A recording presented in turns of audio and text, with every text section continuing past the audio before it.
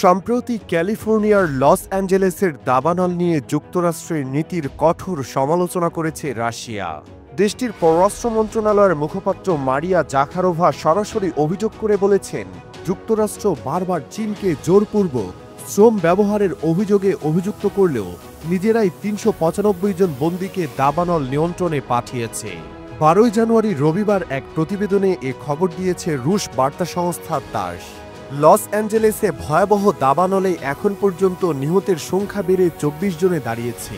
৬টি দাবানলের মধ্যে সবচেয়ে ভয়াবহ একটি দিক পরিবর্তন করে পূর্ব দিকে এগিয়ে যাচ্ছে।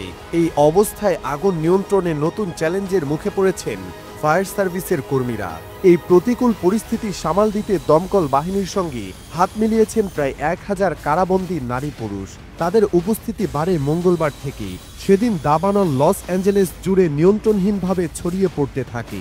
ওয়াশিংটন পোস্টের এক প্রতিবেদনে উল্লেখ করা হয়েছে, California department of corrections and rehabilitation সূত্রে জানা গেছে, রাজ্য কর্তৃপক্ষ মোট ৩৯৫ জন বন্দীকে দাবানল নিয়ন্ত্রণে পাঠিয়েছে। প্রতিবেদনে আরও বলা হয়েছে, এদের মধ্যে বেশিরভাগই ছিল ছোটখাটো অপরাধে দণ্ডপ্রাপ্ত ব্যক্তি।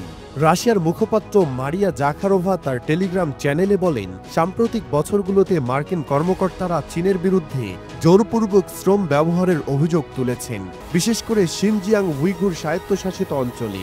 ২০২৩ সালে ওয়াশিংটন বেশ কয়েকটি চীনা কোম্পানির উপর পণ্য আমদানিতে সীমাবদ্ধতা আরোপ করে। এতে দাবি করা হয়, জোরপূর্বক শ্রমের মাধ্যমে পণ্য উৎপাদিত হচ্ছে। জাখারোভা প্রশ্ন তোলেন, এই পরিস্থিতিতে কি কংগ্রেস ক্যালিফোর্নিয়া কর্তৃক বেসরকারি কোম্পানি এবং সাধারণ আমেরিকানদের বিরুদ্ধে বন্দীদের শ্রমিক হিসেবে ব্যবহারের জন্য নিষেধাজ্ঞা আরোপের বিল তৈরি করবে?